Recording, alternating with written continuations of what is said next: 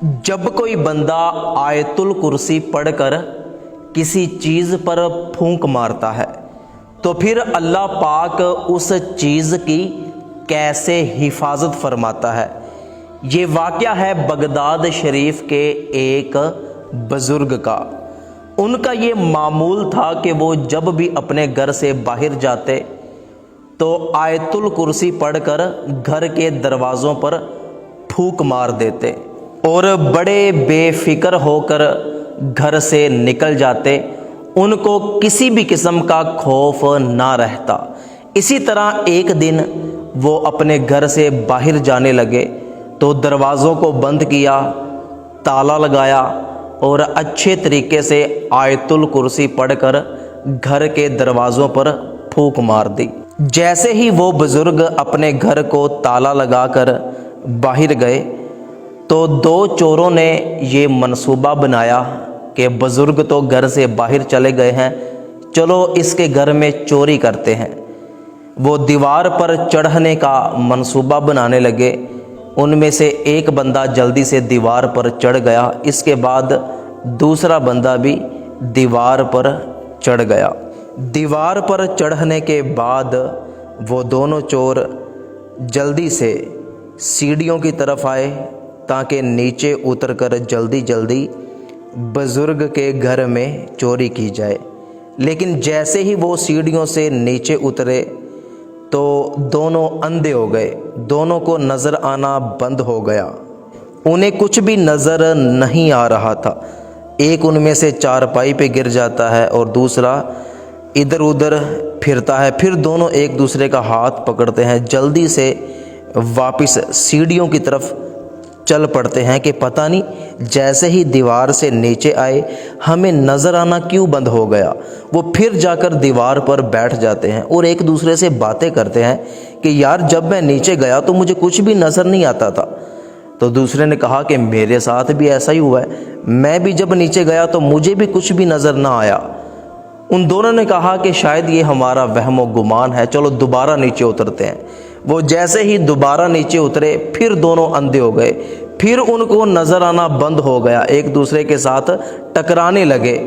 तो जल्दी के साथ उन्होंने फिर एक दूसरे के हाथ पकड़े और फिर दोबारा सीढ़ी पर चढ़ गए और फिर वो जाकर दीवार पर बैठ गए और फिर आपस में बातें करने लगे कि ये क्या बात हुई, जब हम दीवार पे आते हैं तो हमें सब कुछ नज़र आता है, जैसे ही नीचे सीढ़ियाँ उतर के बुज़ुर्ग के घर में उतरते हैं तो हमें नज़र आना बंद हो जाता है, ये क्या माजरा है।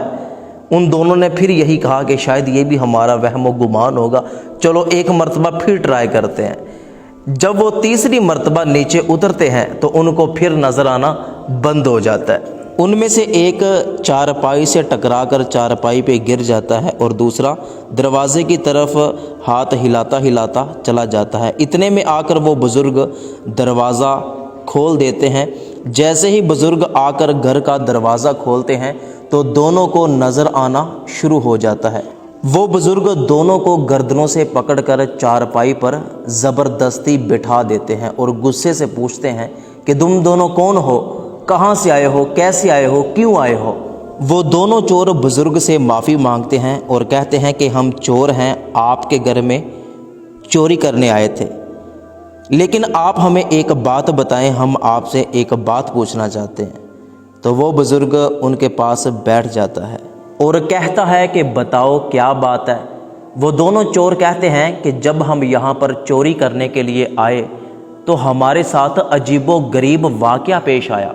जब हम दीवार पे होते हैं तो हमें आपके घर में सब कुछ नज़र आता है, लेकिन जब हम नीचे उतरते हैं हमें कुछ नज़र नहीं आता, हम अंधे हो जाते हैं, बताओ आपने क्या किया है। वो बुज़ुर्ग कहता है कि बेटा मैं जब भी घर से निकलता हूँ तो मैं आयतुल कुर्सी पढ़कर अपने घर के दरवाज़ों पर फूंक मार देता हूँ। आयतुल कुर्सी की बरकत से अल्लाह पाक मेरे घर की हिफाजत फरमाता है। तो जिस घर की हिफाजत अल्लाह पाक फरमाए, तुम जैसे छोटे मोटे चोर उस घर में कैसे चोरी कर सकते हो। ये बात सुनकर चोर बड़े हैरान हुए और कहने लगे कि कुरान करीम की एक आयत में इतनी बरकत है کہ چور بھی اندھے ہو جاتے ہیں تو سارے قرآن کریم میں کتنی برکت ہوگی۔ وہ دونوں چور اس بزرگ سے معافی مانگتے ہیں کہ آج کے بعد کبھی بھی ہم چوری نہیں کریں گے، اور وہ بزرگ ان دونوں چوروں کو گھر سے نکال دیتا ہے۔